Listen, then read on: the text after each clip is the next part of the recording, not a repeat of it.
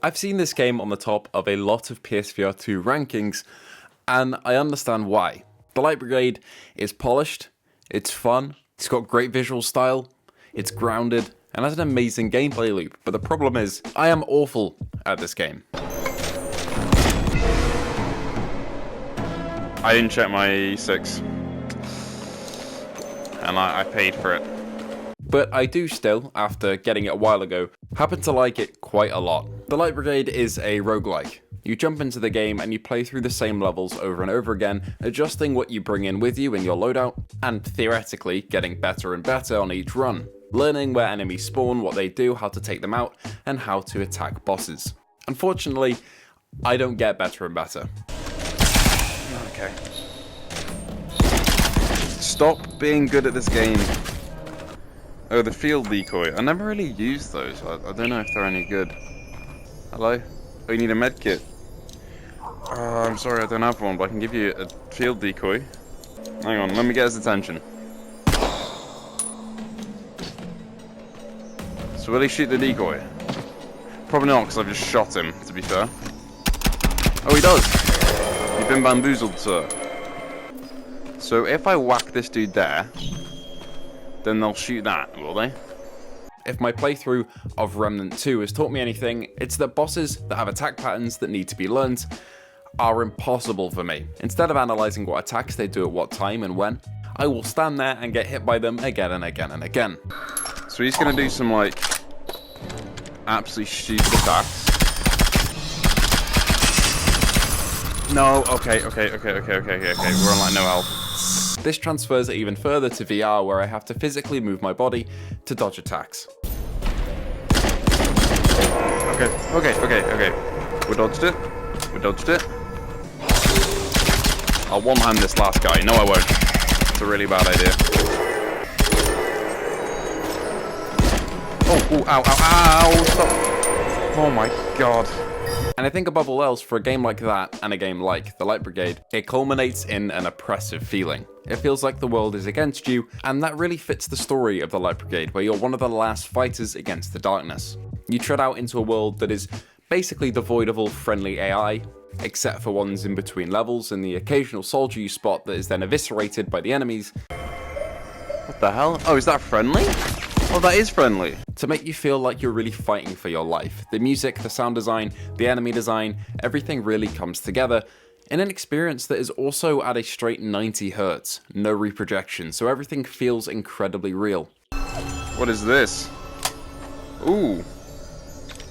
Now I have long gun. I love making, obviously it's VR, so you can see the ammo left. That's very cool. If you've played Red Matter 2, you know how great no reprojection is, and how smooth and real it makes everything feel, and furthermore how grounded it makes everything feel. It's so much easier to immerse yourself in a world if your head movements don't cause rapid ghosting and reprojection on every single object and enemy around you, and luckily the Light Brigade isn't trying to push the boundaries in terms of what it's showing to you visually.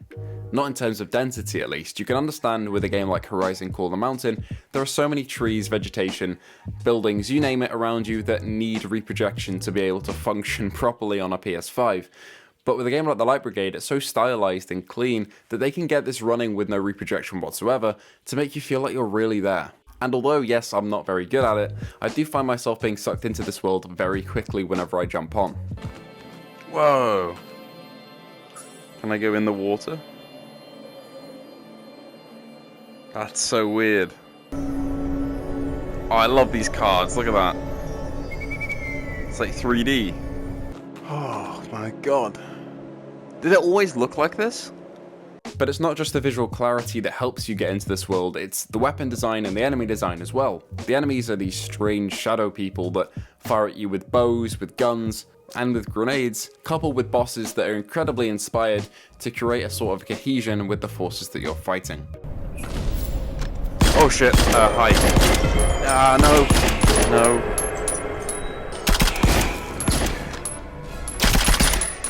Dead? Ow, oh, come on. Oh god, he's still alive. Okay.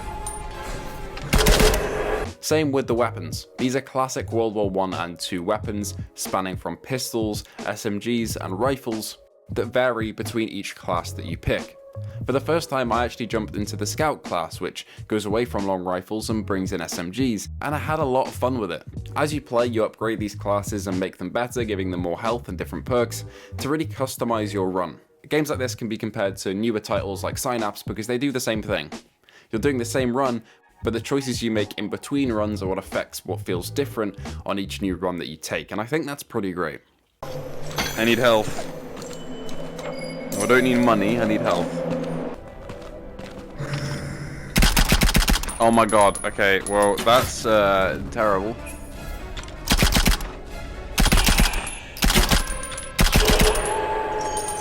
But unlike Synapse, I feel like I can't shoot straight in the Light Brigade, probably because there's no assists. Oh, hi. But despite that, I still really love it. So if you've played the Light Brigade, please let me know what you think of it down below. It's been a while since I've covered this one, and I just want to bring it back into the limelight because it is one of the best games on PSVR2. But you might be thinking, well, I haven't really played any roguelikes before, let alone a VR roguelike, and that's exactly what the Light Brigade is. But it's actually quite approachable. Hello. Jesus Christ. Oh shit! Oh my god, you're kidding me. You're kidding me. You're kidding me. You're kidding me. Okay, well, it's difficult, don't get me wrong, it's very difficult, but the actual mechanics, if you're familiar with VR, or even if you're not, make it easy to get into the roguelike loop without overwhelming you. There aren't hundreds and hundreds of little caveats and mechanics to bear in mind as you play, and especially when you start the game, you just need to know your basics of gun handling, what some of the equipment does, and, you know, how to shoot the bad guy, which isn't too hard at all. There's somebody else around here, is it? It is you. Okay, okay, that's an aid. Jesus Christ. I don't know, I just saw him turn around, I thought, what an unassuming man. What an unassuming man, I mean. Sure, the worlds will get harder and it'll ramp up in difficulty as you go on, but that'll give you a lot of game time if you enjoy it, and I haven't really shown the Light Brigade to anyone who hasn't enjoyed it. That's fine. That did not hit me.